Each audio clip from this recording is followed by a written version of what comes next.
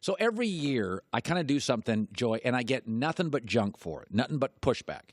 I take two teams in the NFL that were lousy, and I say they're going to double their wins. Right. Last year I picked the Rams, and I picked the Panthers, and I was 2-0. So every year I pick a couple of teams, and I'll just tell you this year, the New York Giants won 3 games. They're going to at least double that. The Colts won 4. Luck's back. They'll at least double it. Cleveland went 0-16. I think Cleveland could win 5 or 6 or 7 games. I like Cleveland. I think Tyrod Taylor's proven he can win in a cold weather city when everybody doubts him.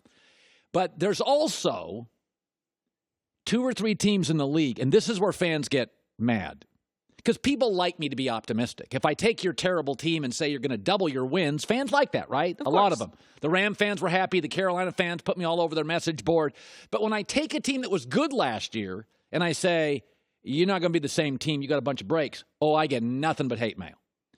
And first of all, here's something you have to realize. The NFC is really good. Okay? Pittsburgh and New England are going to be really good because it's the AFC, and 70% of the games they play in the AFC, they just got better coaches, better quarterback, better lines, better play. The NFC is really good. And a couple of these teams last year that were really hot in the NFC, they're not going to be as good. Let me give you one. Minnesota. I'm doing my predictions. That's all I did all weekend. NFL predictions, all chicken scratch paper here, right? All stuff. Let me take the team everybody loves. The 13-3 Vikings. They're not going to be 13-3. And you can send me hate mail, but let me give you a couple reasons. Aaron Rodgers, you played the Packers twice. He was healthy for a quarter. Now, I know you want to give yourself credit. You knocked him out, but you're not going to knock him out again. You essentially didn't face Aaron Rodgers last year. Now you're going to face him twice. By the way, you played the dysfunctional AFC North out of conference. And the only good team in that division, Pittsburgh, beat you. Your biggest win was called a miracle. Okay, just want you to go back last year. Your big win, you shouldn't have won. They called it the Minnesota Miracle. That's not me being a jerk. That is the reality of what that was. Here's a couple other things that you should realize. Your first 5 games this year, at Green Bay, at the Rams, at the Eagles, and hosting Jimmy Garoppolo, the hottest team in the league to end last season. By the way, you also go to New England and to Seattle, and you face the Saints, who have a little bit of revenge on their mind. The other thing about Minnesota is all their top defensive players last year, all their top defensive guys played 16 games. They got a health break. It doesn't work that way. That's not to say I don't like Minnesota's roster. That's not to say I don't have talent. Oh, by the way, your great offensive coordinator, those sort of matter now in 2018. He left. He's the Giants head coach. And I do like Kirk Cousins more than I like Case Keenum. But it's a new system. New audibles. New coach.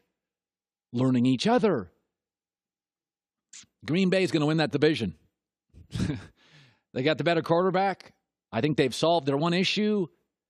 They got a little chip on their shoulder after last year. I think they have a more workable schedule.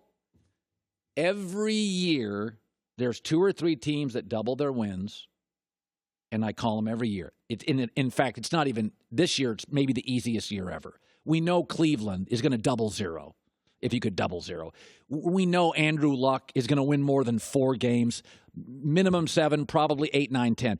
We know the New York Giants with a new left tackle, a star running back, OBJ, a new better coach, and their defensive talent. We know they're not going to be a 3-win team. Okay, those are the easy ones. The tough one is taking a team that was good and saying, we did this to the Raiders a couple years ago. John, you remember a couple years ago the Raiders went 12-4. Here is my witness. You were in the Bay Area. The Raiders went 12-4, and what did I say the following year and got nothing but hate?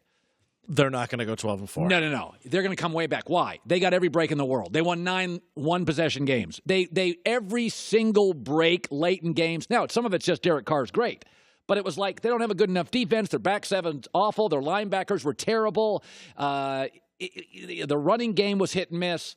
So the Minnesota Vikings are everybody loves them, and every publication's going to have them winning their division. They're not going 13-3. In fact, I think they're going to be closer to 500, and I like them. I'm not anti-Minnesota. I like them. But, boy, the more you dig on that team last year, the more you see they got everything. Listen, man, just like sometimes Sometimes you go on a road trip and, like, everything works out. Sometimes you go on a road trip and, God, the hotel screwed up your reservation. The flight's delayed 2 times. We've all had this. Last year, it felt like Minnesota, to me, got every break. Aaron Rodgers gets hurt. The schedule works out. The miracle win. It's like, don't forget when you played Philadelphia, the week after that miracle win, it was competitive for a drive, and then it was no longer really competitive. And don't forget, the best team you played in the NFC North, the only good team, they beat you too. And again, I'll go back to the schedule for the Vikings at the start of the season. This league's about quarterbacks. You face Jimmy Garoppolo and Kyle Shanahan, Mike McCarthy and Aaron Rodgers, Sean McVay and Jared Goff, and Carson Wentz and Doug Peterson. That is the toughest quarterback-coach combo for any team in the league in the first 5 weeks. That's brutal. I mean, the sharpest young offensive mind in the game could be Kyle Shanahan or Sean McVay or Doug Peterson. You face all of them. And then Aaron Rodgers with a chip on his shoulder. So Minnesota's pulling back. Hi, everybody. Thanks for watching. Subscribe here to get the latest from the show. Also, be sure to check out more of the best clips from The Herd or go watch a few segments from other shows on FS1.